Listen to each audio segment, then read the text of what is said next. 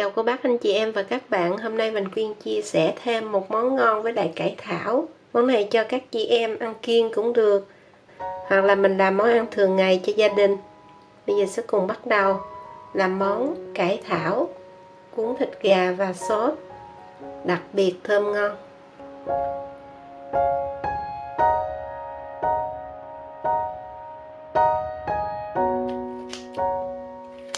Quá chừng ngon luôn. Món ngon với lại cải thảo thịt gà. Nguyên liệu anh chị em và các bạn nhìn ở đây mình chuẩn bị nè: một củ cà rốt 150g, ớt chuông vàng xanh đỏ 250g, một củ hành tím 50g, tỏi 2 tép, ngò rí để chút trang trí, rồi hành để cuốn, một cái bắp cải thảo với lại thịt ức gà. Ức gà mình lựa cái lớn lớn. Sau đó anh chị em và các bạn cắt lát mỏng. Đây, xứ thịt nó dọc như vậy, mình phải cắt ngang vậy. Dày khoảng 3mm. Nửa ký gà, tức là 2 cái ức, cắt ngắn lại thành ra từng miếng nó vừa vậy thôi. Ớt chuông đỏ cắt ra, bỏ 2 cái đầu này. Sau đó mình cắt dày khoảng 5 ly.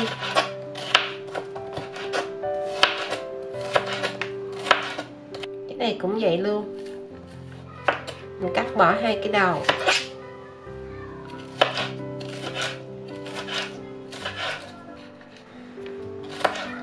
Nhớ bỏ luôn cái hột ra. Cà rốt anh chị em và các bạn cắt chiều dài bằng với lại ớt chuông, rồi mình cắt sợi nhỏ thôi.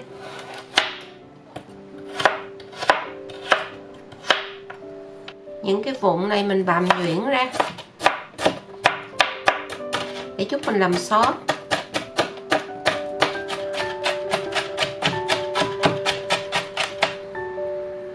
Củ hành anh chị em và các bạn cắt nhỏ ra.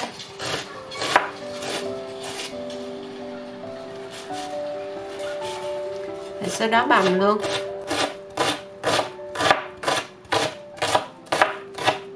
Tỏi cũng vậy luôn.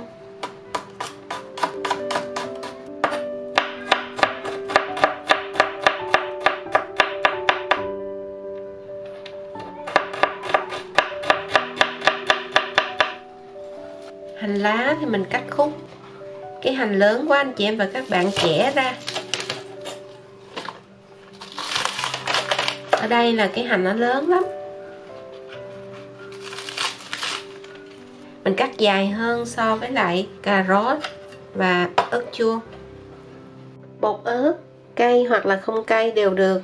Cái này là hơi the the, nửa muỗng cà phê, nửa muỗng cà phê đường, 2/3 muỗng cà phê bột nêm gà, với lại 2 muỗng cà phê nước tương, mỗi muỗng là 5ml. Và ướp, mình ướp trước xong rồi trong lúc đó mình đi phi dầu hành tỏi, mình cho vào đây cho thơm, với lại là giúp cho thịt gà không bị khô. Mình cho vào đây 2 muỗng canh dầu ăn để phi hành tím, khoảng 2 muỗng canh luôn. Sau đó mình cho tỏi, đảo nhanh qua và mới múc 2 muỗng canh, 2 muỗng cà phê cho vào đây để ướp. Cũng đừng quên cho tiêu. Rồi mình cho bột bắp hoặc là bột năng hoặc là tinh bột khoai tây đều được. 1 muỗng cà phê vuông đầy như vậy. Sau đó mình trộn lại rồi cái mình để trong vòng khoảng 5 hoặc là 10 phút trong lúc mình đi làm cải thảo. Mình cho 1,5 lít nước. Cho vào trong nước trộn 1 muỗng cà phê muối, 2 muỗng cà phê dầu ăn. Muối với dầu sẽ giúp cho cải xanh. Mình trụng lá cải thảo từ từ thôi, trụng hơi lâu lâu một xíu cái chỗ cái đầu này nè cho nó dễ cuốn. Và mình trộn nhanh cái lá thôi, bởi vì chút nữa mình còn hấp nữa.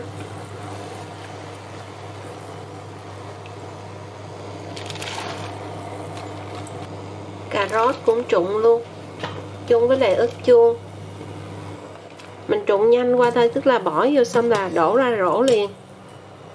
Anh chị em và các bạn nhớ rửa qua nhanh cho cải thảo nó xanh. Và cái này cũng vậy nữa, mình phải rửa thiệt là nhanh qua nước lạnh á. Rồi bây giờ mình cuốn đây. Cái tay của mình nè, cho xíu tinh bột bắp, quét lên vậy. Rồi cho một miếng gà, một cọng hành lá, cà rốt, ớt chuông 3 loại. Nếu thích nhiều thịt thì mình cho 2 miếng. Rồi sau đó cuốn lại, chặt tay.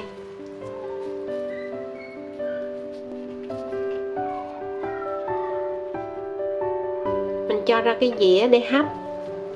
Và luôn luôn lúc nào mình cũng phải nhớ cho một chút xíu tinh bột bắp để chút nó không có bị rớt cái nhân ra ngoài. Nhân này thì có thể thích cái gì cho cái đó cũng được, như là đậu que nữa, đậu Hà Lan cũng được luôn.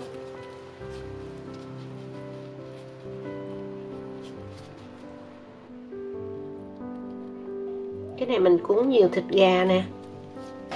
Mình nấu một nồi nước sôi, sau đó cho cái dĩa vào trong cái vị hấp. Hấp khoảng từ 15 phút. Để lửa lớn mình hấp 15 phút. Còn lại dầu này mình tiếp tục phi lên cho nâu vàng để làm sốt. Cho vào đây 2 muỗng canh nước tương, mỗi muỗng là 15ml.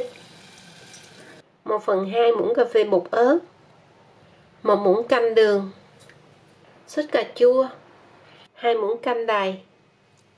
Nếu không có sốt cà chua, anh chị em và các bạn cho cà chua mình nấu ra giống như sốt vậy nè, còn không thôi thì cho tương ớt. 1 muỗng cà phê này nè, tinh bột bắp hoặc là tinh bột năng, tinh bột khoai tây đều được. 1/2 muỗng cà phê bột nêm gà. 15 phút là chín rồi. Anh chị em và các bạn nhấc cái vỉ này ra nha, cái sửng nhấc ra ngoài. À da nóng quá. Đổ cái nước này đi. Sau đó mình nghiêng để lấy cái nước này nè, làm sốt.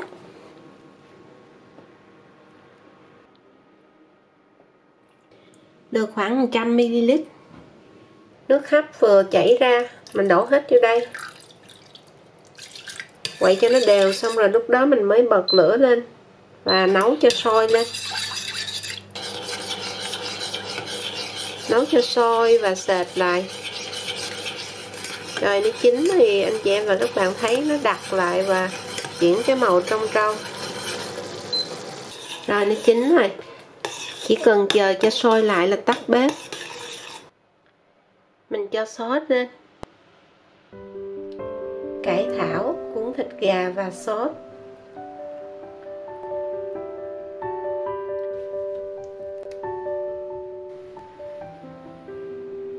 Với thịt gà thì mình sẽ nấu được rất là nhiều món để mà ăn kiêng giảm cân. Thơm ngon đặc biệt luôn. Lá cải thảo vẫn giữ được màu xanh, nước sốt sệt sệt, vị chua chua, mặn mặn, ngọt ngọt. Chúc cô bác anh chị em và các bạn cùng có món ngon cho gia đình. Và bây giờ thì xin chào tạm biệt và hẹn gặp lại ở những video kỳ tới. Món này nhớ ăn với cơm nè. Và chỉ cần một món thôi là mình đã có được một bữa cơm cho gia đình.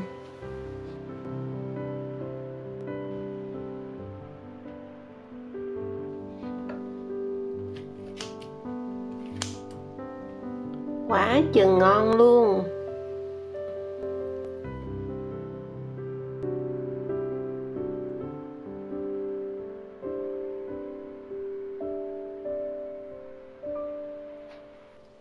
Thịt gà chín mềm, không bị khô.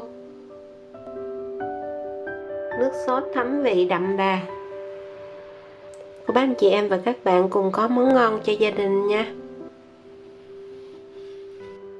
Món ngon với lại cải thảo thịt gà.